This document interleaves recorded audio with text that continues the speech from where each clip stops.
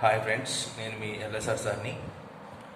నేను ఈరోజు ఈ వీడియోలో magnetic field induction due to solenoid ఈ కాన్సెప్ట్ డిస్కస్ చేయబోతున్నాను. సో దానికంటే ముందు ఈ సోలెనాయిడ్ అంటే ఏంటో తెలుసుకోవాలి మనం. సోలెనాయిడ్ అంటే మనం ఒక ఐరన్ రాడ్ని తీసుకొని ఈ ఐరన్ రాడ్కి ఒక కాపర్ వైర్ని నెంబర్ ఆఫ్ టర్న్స్ వైండింగ్ చేసినట్లయితే అలాంటి కన్స్ట్రక్షన్ మొత్తం కూడా కంప్లీట్గా ఏదైతే మనం ఆ ఐరన్ రాడ్కి నెంబర్ ఆఫ్ టర్న్స్ వైండింగ్ చేసినటువంటి కాపర్ వైర్ ఉన్నటువంటి కన్స్ట్రక్షన్ ఉందో ఆ కన్స్ట్రక్షన్ అనేది ఎప్పుడైతే మనం ఈ వైర్లోకి కరెంట్ పాస్ చేయించినట్లయితే ఆ సిచ్యువేషన్లో ఈ టోటల్ సిస్టమ్ మొత్తం కూడా ఒక మ్యాగ్నెట్ లాగా పనిచేస్తూ ఉంటుంది. అలా మ్యాగ్నెట్ లాగా పనిచేసేటువంటి ఈ అరేంజ్మెంట్ని మనం ఏమనుకోవాలి చేస్తామంటే సోలెనాయిడ్ అంటాం. జనరల్గా మనకి మ్యాగ్నెట్ అనేది నార్త్ పోల్ సౌత్ పోల్ కలిగి ఉంటుంది. కానీ ఇక్కడ ఈ సోలెనాయిడ్ నుంచి ప్రొడ్యూస్ అయినటువంటి మ్యాగ్నెటిక్ ఫీల్డ్ ఏదైతే ఉందో అంటే సోలెనాయిడ్కి మనకి నార్త్ పోల్ సౌత్ పోల్ అనేది మనం ఫైండ్ అవుట్ చేయలేము. But it produces some magnetic field, strong magnetic field అని చెప్పేసి మనం చెప్తూ ఉంటాం. సో అలాంటి అరేంజ్మెంట్ మనం ఏం కాల్ చేస్తామంటే సోలెనాయిడ్ అంటే. అయితే ఈరోజు మనం ఈ అరేంజ్మెంట్ మొత్తాన్ని తీసుకొని ఈ సోలెనాయిడ్ ద్వారా ప్రొడ్యూస్ అయ్యేటువంటి మ్యాగ్నెటిక్ ఫీల్డ్కి ఎక్స్ప్రెషన్ అనేది మనం డెరైవ్ చేయబోతున్నాం. అంటే ఎంత అమౌంట్ ఆఫ్ మ్యాగ్నెటిక్ ఫీల్డ్ అనేది ప్రొడ్యూస్ అవుతుంది depending on length of the solenoid. మనం సోలెనాయిడ్ యొక్క లెంత్ అనేది ఇంక్రీజ్ చేస్తున్నట్లయితే ఆటోమేటిక్గా దాని యొక్క మ్యాగ్నెటిక్ ఫీల్డ్ కూడా ఇంక్రీజ్ అవుతూ ఉంటుంది. సో ఫైనల్గా మనము అలా చేంజ్ అయ్యేటువంటి లెంత్ని బేస్ చేసుకొని మరి మ్యాగ్నెటిక్ ఫీల్డ్ అనేది ఫైండ్ అవుట్ చేయాలి అంటే we need some expression. Now we want to find out expression for magnetic field induction due to solenoid. Right. So దానికోసం ఇక్కడ మీకు త్రీ డైమెన్షన్ పొజిషన్లో సోలెనాయిడ్ అనేది కనిపిస్తుంది. అయితే మనము ఈ 3 డైమెన్షనల్ పొజిషన్లో ఉన్నప్పుడు సోలెనాయిడ్ యొక్క magnetic field induction find out చేయొచ్చు, బట్ కొంచెం కన్ఫ్యూజన్గా ఉంటుంది. దానికోసం మనం ఇక్కడ ఈ సోలెనాయిడ్ యొక్క విజువలైజేషన్ మొత్తం కూడా మనం 2 డైమెన్షన్లో తీసుకుందాం ఇక్కడ. So let us take 2 dimensional visualisation. Right. So దానికోసం ఒకసారి మీరు నెక్స్ట్ డయాగ్రామ్ అనేది జాగ్రత్తగా అబ్జర్వ్ చేసినట్లయితే దానికంటే ముందు ఒక చిన్న పాయింట్ ఇక్కడ మీరు క్యాచ్ చేయాల్సి ఉంటుంది. ఏంటంటే ఈ సోలెనాయిడ్ చుట్టూ మనం వైండింగ్ చేసినటువంటి వైర్ ఏదైతే ఉందో కాపర్ వైర్ అనేది, ఈ కాపర్ వైర్ అనేది ఫస్ట్ చూడండి ఇక్కడ ఈ టర్న్ అనేది లోపలికి ఇన్సైడ్ నుంచి బయటకు వచ్చేసింది ఇట్లా. నెక్స్ట్ అదే లోపలికి వెళ్ళింది మళ్ళీ బయటకు వచ్చేస్తుంది ఇలా వైర్ అనేది. మీకు తెలుసు ఆల్రెడీ వైండింగ్ చేసామంటే ఎలా చేస్తాం, మీకు ఆటోమేటిక్గా కొంత గ్రిప్ ఉండే ఉంటుంది వైండింగ్ చేయటం. సో ఇలా మనం వైర్ ఎప్పుడైతే వైండింగ్ చేస్తున్నామో ఇక్కడ మీరు అబ్జర్వ్ చేయాల్సిన పాయింట్ ఏంటంటే top end of the conductor దగ్గర ఈ top end of the iron rod పొజిషన్లో కరెంట్ యొక్క డైరెక్షన్ ఏ విధంగా ఉందంటే అవుట్వర్డ్ డైరెక్షన్లో వస్తున్నట్టుగా మనం గమనించవచ్చు. ఇక్కడ అవుట్వర్డ్ డైరెక్షన్. మళ్ళీ bottom of the iron rod దగ్గరికి వెళ్ళినట్లయితే అంటే బాటమ్ పొజిషన్కి వెళ్ళినట్లయితే ఇక్కడ కరెంట్ అనేది ఇన్వర్డ్ డైరెక్షన్లో వెళ్ళిపోతుంది. సేమ్ అదేవిధంగా ఇక్కడ upward direction, inward direction, outward direction, inward direction, outward, inward, అలా టాప్ ఎండ్ ఆఫ్ కండక్టర్ దగ్గర మనం తీసుకున్నట్లయితే కరెంట్ యొక్క డైరెక్షన్ అనేది అవుట్వర్డ్ డైరెక్షన్లో ఉంది. Bottom end of the conductor దగ్గర తీసుకున్నట్లయితే కరెంట్ యొక్క డైరెక్షన్ అనేది ఇన్వర్డ్ డైరెక్షన్లో ఉంది. కాబట్టి ఇక్కడ 2 డైమెన్షనల్ విజువలైజేషన్లో మీకు క్లియర్గా కనిపిస్తుంది. ఇక్కడ చూడండి ఒకసారి. ఇది మనకి first top end of the conductor అని తీసుకుంటున్నాం. ఇది bottom edge of the conductor. ఈ ఎడ్జెస్ నుంచి ఫస్ట్ మనం top edge of the conductor దగ్గర కరెంట్ యొక్క డైరెక్షన్స్ ఏ విధంగా ఉన్నాయంటే అవుట్వర్డ్ డైరెక్షన్లో ఉన్నట్టుగా మనం డ్రాయింగ్ చేస్తాం. దీన్ని బేస్ చేసుకొని అవుట్వర్డ్ డైరెక్షన్, ఇక్కడ ఇన్వర్డ్ డైరెక్షన్. అవుట్వర్డ్ డైరెక్షన్ మనం డాట్ మార్క్ విత్ రౌండ్ సర్కిల్తో డినోట్ చేస్తూ ఉంటాం. ఇన్వర్డ్ డైరెక్షన్ని క్రాస్ మార్క్ విత్ రౌండ్ సర్కిల్తో డినోట్ చేస్తూ ఉంటాం అని చెప్పేసి ఆల్రెడీ మీకు ప్రీవియస్ వీడియోస్లో నేను చెప్పడం జరిగింది. కాబట్టి రైట్.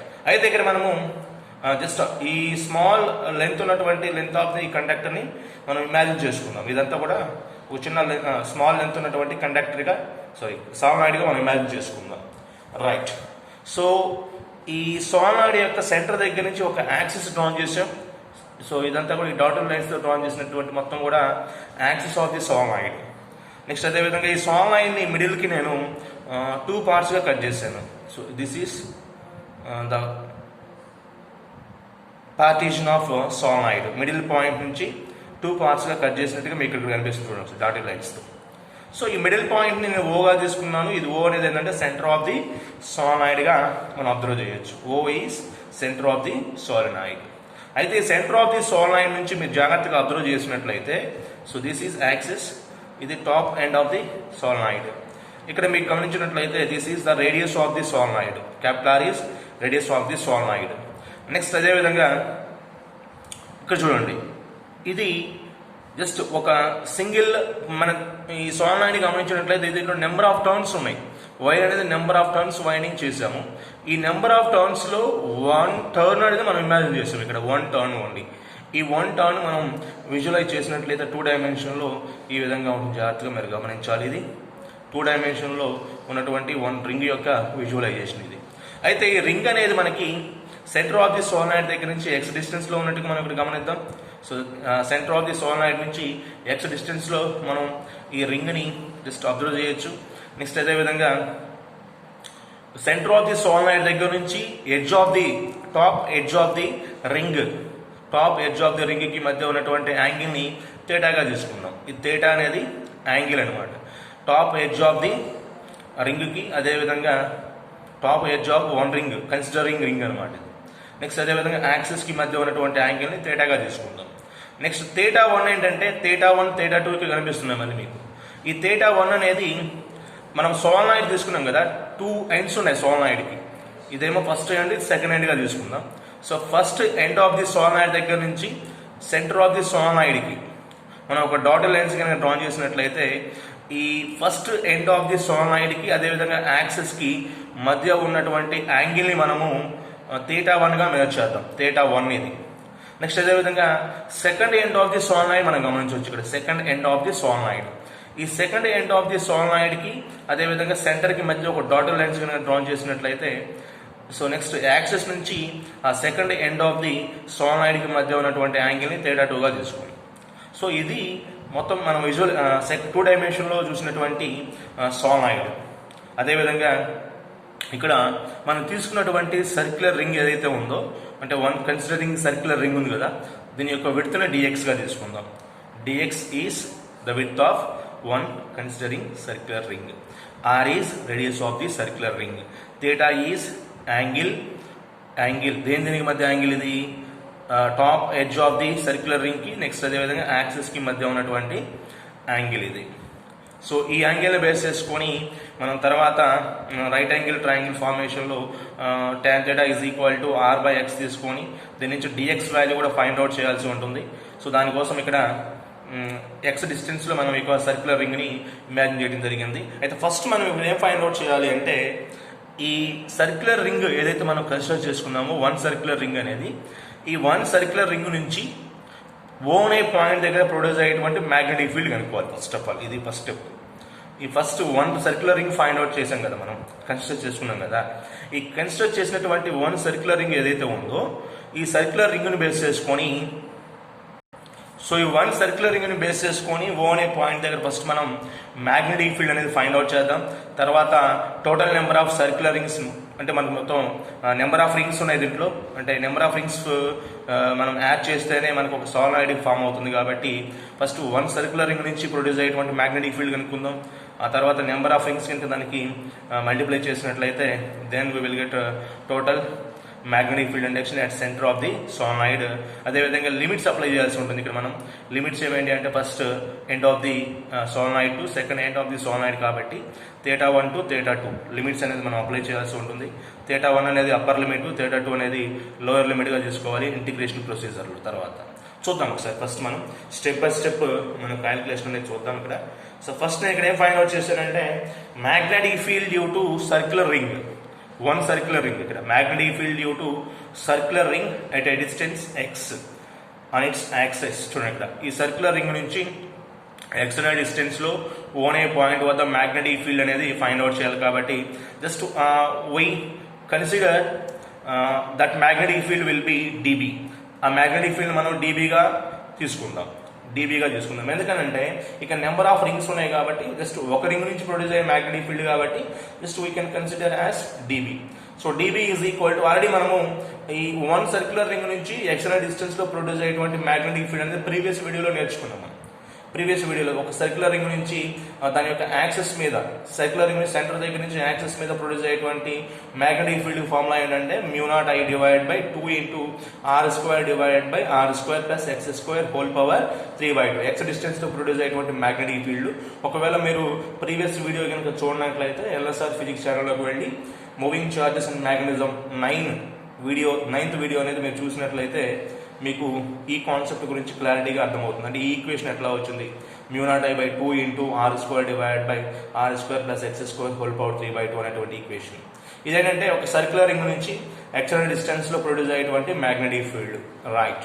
అయితే ఈ సర్క్యులర్ రింగ్ యొక్క రేడియస్ ని మనం r గా తీసుకున్నాం కాబట్టి ఎక్స్టర్నల్ డిస్టెన్స్ లో ఓనే పాయింట్ దగ్గర ప్రొడ్యూస్ అయ్యే మ్యాగ్నెటిక్ ఫీల్డ్ కాబట్టి నీట్గా ఇక్కడ మనం dB is equal to μ0I by 2 into r² divide by r² plus x² whole power 3/2 అని రాస్తాం. ఓకే, బాగానే ఉంది. నెక్స్ట్ మనకి ఏం కావాలి అంటే ఇక్కడ టోటల్ నెంబర్ ఆఫ్ రింగ్స్ ఎన్ని ఉన్నాయి, అదేవిధంగా ఒక్కొక్క రింగ్ యొక్క విడ్త్ ఏంటంటే dx. నెక్స్ట్ స్టెప్ లో అది రాసుకోవాలి మనం.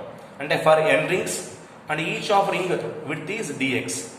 For n rings or n turns of width is dx. each of ring of width is dx గా తీసుకున్నట్లయితే then we will get total magnetic field and at the same time we will apply integration also. Integration కూడా apply చేసినట్లయితే మనకి limits తో సహా total magnetic field అనేది gain చేయొచ్చు. దానికోసం integration of dB is equal to integration of limits. చూడండి, first end of the solenoid దగ్గర నుంచి సెకండ్ ఎండ్ ఆఫ్ ది సోనాయిడ్ వరకు మనకు నెంబర్ ఆఫ్ టర్న్స్ మొత్తం ఫైండ్ అవుట్ చేస్తున్నాం కాబట్టి n టర్న్స్ గా తీసుకుంటున్నాం. అదేవిధంగా ఈచ్ ఆఫ్ రింగ్ యొక్క విడ్త్ ని dx గా తీసుకుంటున్నాం. అదేవిధంగా లిమిట్స్ తీసుకున్నట్లయితే θ1 θ2 గా మనం ఫైండ్ అవుట్ చేసాం కాబట్టి integration of upper limit θ1 lower limit θ2 μ0I by 2 into r² divided by r² plus x² whole power 3/2 common గా ఉంది. బట్ n రింగ్స్ కాబట్టి అదేవిధంగా ఈచ్ ఆఫ్ విడ్త్ dx కాబట్టి n ఇంటూ dx గా రాయడం జరిగింది. So this is equation number 1. So first మనం ఈ ఈక్వేషన్ ఎట్లా వచ్చిందో జాగ్రత్తగా ఒకసారి చూద్దాం. ఏం లేదు, పై ఈక్వేషన్ మనం బోత్ సైడ్స్ ఇంటిగ్రేషన్ చేసాం విత్ లిమిట్స్ θ1 to θ2. నెక్స్ట్ అదేవిధంగా నెంబర్ ఆఫ్ టర్న్స్ n ఉన్నాయి కాబట్టి n ఇంటూ dx గా రాయడం జరిగింది, ఈచ్ ఆఫ్ విడ్త్ dx కాబట్టి. సో ఇప్పుడైతే మనకేం కావాలి అంటే ఇక్కడ మనం ఇంటిగ్రేషన్ అనేది అప్లై చేయడానికి పాసిబిలిటీయే లేదనమాట. సో పాసిబిలిటీ అనేది ఏ విధంగా తీసుకుంటున్నామంటే ఈజీగా ఉండడానికి, మనకి ఇంటిగ్రేషన్ అనేది ఈజీగా ఉండడానికి ఇక్కడ మనం ఈ రైట్ యాంగిల్ ట్రయాంగిల్ ఇమాజిన్ చేద్దాం. ఎంత చెప్పాం కదా మీకు, ఇదిగో ఈ ఓనే పాయింట్ దగ్గర నుంచి ఈ top position of the circular ring కి మనం ఒక యాంగిల్ అనేది ఫైండ్ అవుట్ చేస్తాం, థీటా యాంగిల్ అనేది. ఈ రైట్ యాంగిల్ ట్రయాంగిల్ ఇమాజిన్ చేసినట్లయితే చూడండి, ఈ రైట్ యాంగిల్ ట్రయాంగిల్ మీకు డయాగ్రామ్ లో కనిపిస్తుంది. ఫ్రమ్ ద ఫిగర్ జస్ట్ ఈ రైట్ యాంగిల్ ట్రయాంగిల్ ని థీటా అనే యాంగిల్ ని బేస్ చేసుకుని ఒక రైట్ యాంగిల్ ట్రయాంగిల్ ఫామ్ చేసాం కదా. సో ఆర్ అదేవిధంగా ఎక్స్ ఉంది కాబట్టి tan θ is equal to r by x గా రాయొచ్చు. tan θ is equal to r by x. Next అదేవిధంగా x is equal to r into cot theta అవుతుంది. X is equal to r into cot theta ఎట్లా వచ్చింది అంటే మనకి X value కావాలి కాబట్టి ఎక్స్ వాల్యూని లెఫ్ట్ హ్యాండ్ సైడ్ తీసుకెళ్ళాం. tan θ డినామినేటర్ లో తీసుకొచ్చినట్లయితే r బై tan θ అవుతుంది. r by tan θ means r into cot థీటాగా రాయొచ్చు, r into cot theta. Next మనకు కావాల్సిన dx వాల్యూ కావాలి కాబట్టి so dx is equal to దీని బోత్ సైడ్స్ మనం డిఫరెన్షియేటింగ్ చేసినట్లయితే dx is equal to minus r into cosecant square theta d theta అవుతుంది. కొసికెన్ స్క్వేర్ థీటా d థీటాగా మనం రాయడానికి పాసిబిలిటీ ఉంది. నెక్స్ట్ అదేవిధంగా ఈ x is equal to r cot థీటాని అదేవిధంగా x is equal to r cot theta ni dx is equal to minus r cosecant square theta ni into d theta ni మనము equation number 1 లో గనుక substitution చేసినట్లయితే then we will get our required answer. ఒకసారి మీరు జాగ్రత్తగా గమనించాలి. Next step, so put these values x value and dx value equation number 1. Equation number 1 లో x ప్లేస్లోనేమో x ప్లేస్లో r cot theta సబ్స్టిట్యూషన్ చేద్దాం. అదేవిధంగా dx ప్లేస్లో minus r cosecant square theta d థీటాని సబ్స్టిట్యూషన్ చేద్దాం. cosecant స్క్వేర్ థీటా d థీటాని మనం సబ్స్టిట్యూషన్ చేసినట్లయితే మనకు కావాల్సినటువంటి ఆన్సర్ అనేది మనం గెయిన్ చేయొచ్చు. Right. So integration of dB, same equation number 1 as గా చూడండి. Integration of dB is equal to integration of θ1 to θ2, θ2 θ1 μ0I/2 r square n dx ప్లేస్లో ఏమని రాసామంటే -r కొసికెంట్ స్క్వేర్ θ dθగా రాసామంట. Divided by r square plus x square, r square plus x square ప్లేస్లో r square cot square θ into whole power 3/2గా రాసాం. Next integration of dB అంటే ఏమవుతుందంటే b అవుతుంది. Integration of dB means b, integration of dB means b. Next is equal to minus into r into r square -r³ అవుతుంది. Next అదేవిధంగా integration లోపల మనకి constants ఉన్నాయి కాబట్టి ఈ కాన్స్టెంట్స్ మొత్తం కూడా అవుట్ సైడ్ రాసేద్దాం. ఏమేమి ఉన్నాయి కాన్స్టెంట్స్ ఇక్కడ? μ0I/2 అనేది ఒక కాన్స్టెంట్, నెక్స్ట్ r³ -r³ అనేది కాన్స్టెంట్. ఇవన్నీ కాన్స్టెంట్స్ మొత్తం బయట రాసినట్లయితే దెన్ -μ0Inr³ డివైడ్ బై 2 అనేది మొత్తం కూడా constant. Integration of θ2 to θ1, upper limit θ1, lower limit θ2, upper limit θ1, lower limit θ2. Next ఈ స్టెప్ నుంచి మనం నెక్స్ట్ స్టెప్ ఏ విధంగా సాల్వ్ చేయాలో చూద్దాం ఒకసారి. సో దానికోసం చూడండి, b ఈజ్ ఈక్వల్ టు యాస్టీస్గా b రాసిన is equal to -μ0I/n divide by 2. Next అదేవిధంగా ఇక్కడ ఈ పై స్టెప్లో r square plus r square cot square θ whole power 3/2 ఉంది. ఇక్కడ మనము సింపుల్గా ఈ r స్క్వేర్ కామన్ తీసినట్లయితే r స్క్వేర్ హోల్ పవర్ 3/2 రాయొచ్చు. So r square whole power 3/2 అంటే r³ r square whole power 3/2, 2 cancel అయిపోతుంది, r³ మిగిలిపోతుంది. నెక్స్ట్ అదేవిధంగా 1 ప్లస్ కాట్ స్క్వేర్ θ మిగిలిపోతుంది. 1 plus cot square θ whole power 3/2 అంటే 1 ప్లస్ కాట్ స్క్వేర్ θ అంటే cosecant square θ whole power 3/2. So next మనకు cosecant cube θ అవుతుంది, so ఈ డినామినేటర్లో ఉన్నటువంటి ఈ టర్మ్ మొత్తాన్ని కూడా మనం సింప్లిఫై చేస్తే ఫైనల్గా మనకి r³ ఇంటూ కొసికెంట్ క్యూబ్ θ వచ్చేస్తుంది. ఇక్కడ r³ ఈ r³ క్యాన్సిల్ చేసేద్దాం, కొసికెంట్ స్క్వేర్ θ ఇక్కడ క్యూబ్ క్యాన్సిల్ చేసినట్లయితే నెక్స్ట్ మనకి ఫైనల్గా మిగిలిపోయిన టర్మ్స్ ఏంటంటే b is equal to -μ0In divided by 2 integration of θ1 θ2 sin θ ఎట్లా వచ్చింది ఇక్కడ 1 కొసికెంట్ θ dθ, 1 కొసికెంట్ θ అంటే sin θ అవుతుంది ఇంటూ dθ. ఇప్పుడు మనం ఈ sin θ కనుక ఇంటిగ్రేషన్ కనుక అప్లై చేసినట్లయితే then we will get b is equal to -μ0In divided by 2 integration of sin θ means -cos θ with limits θ1 to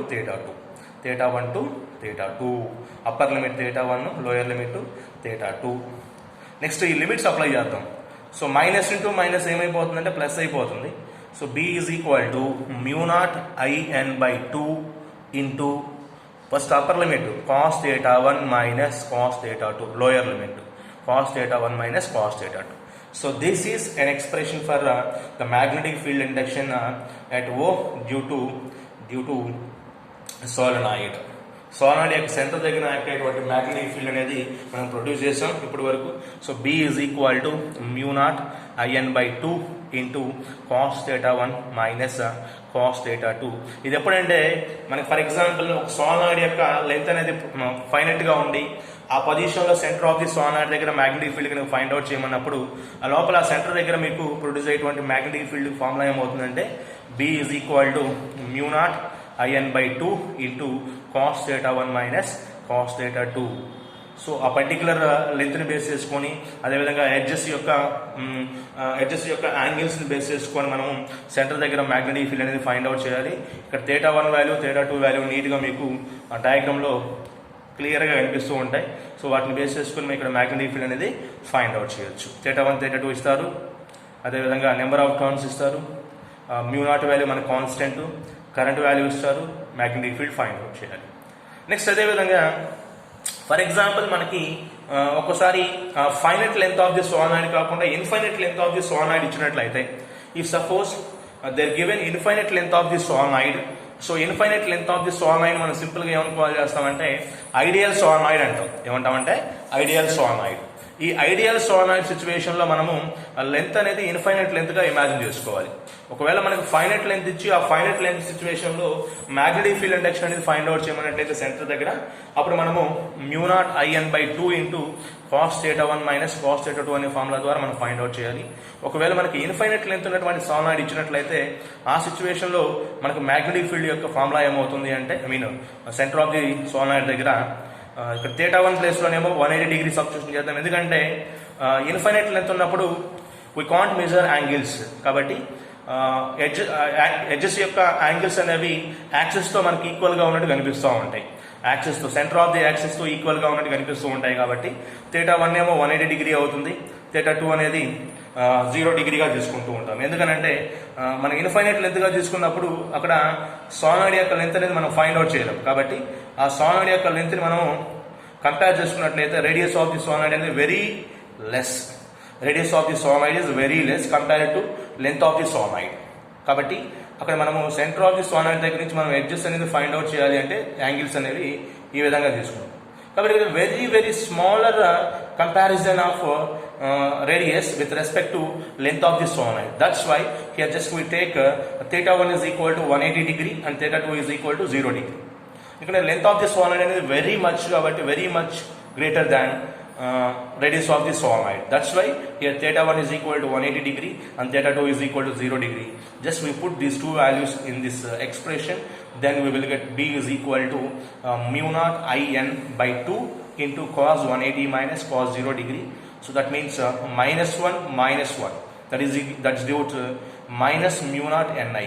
Minus μ0NI. So this is the magnetic field value. Here negative sign indicates the direction of the magnetic field. Direction of the magnetic field means inward or outward direction, like that. So minus ఉంది కాబట్టి ఇక్కడ direction of the magnetic field అనేది outward direction indicate చేస్తుంటుంది. అయితే ఇక్కడ magnitude of the magnetic field formula ఏమవుతుందంటే only magnitude కావాలి కాబట్టి మనకి mod of B is equal to μ0NI గా రాసేయచ్చు. This is an expression for magnetic field induction for ideal solenoid or infinite length of the solenoid.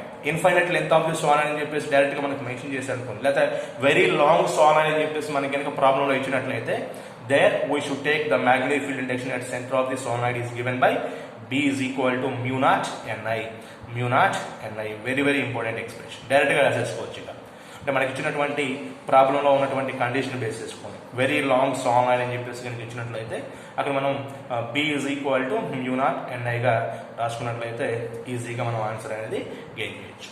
అలా కాకుండా just finite length of the solenoid ఇచ్చేసి అక్కడ θ1 θ2 values ఇచ్చేసి magnetic field find out చేయమన్నట్లయితే అక్కడ మనం ఈ ఫార్ములా అనేది యూజ్ చేయాల్సి ఉంటుంది. B is equal to μ0IN/2 into cos θ1 minus cos θ2. Right. So ఈ ఫార్ములాస్ అనేవి వెరీ వెరీ ఇంపార్టెంట్. మీరు జాగ్రత్తగా ఈ ఫార్ములాస్ పెట్టుకున్నట్లయితే ఈ సోలనాయిడ్ సంబంధించినటువంటి కాన్సెప్ట్ అనేది ఈజీగా అర్థం చేసుకోవచ్చు. రైట్. సో నెక్స్ట్ ఇలాంటి వీడియోస్ కనుక మీకు ఇంకా కావాలి అంటే ఫర్దర్ వీడియోస్ నేను పోస్ట్ చేసే ప్రతి వీడియో కూడా మీకు నోటిఫికేషన్ ఫామ్లో రావాలి అంటే LSR ఫిజిక్స్ ఛానల్ని సబ్స్క్రైబ్ చేసుకోండి. నెక్స్ట్ అదేవిధంగా పక్కనే ఉన్నటువంటి బెల్ ఐకాన్ క్లిక్ చేసినట్లయితే నేను పోస్ట్ చేసే ప్రతి వీడియో కూడా మీకు నోటిఫికేషన్ ఫామ్లో వస్తుంది. అప్పుడు చూడటానికి ఈజీగా ఉంటుంది. Right. Thank you very much.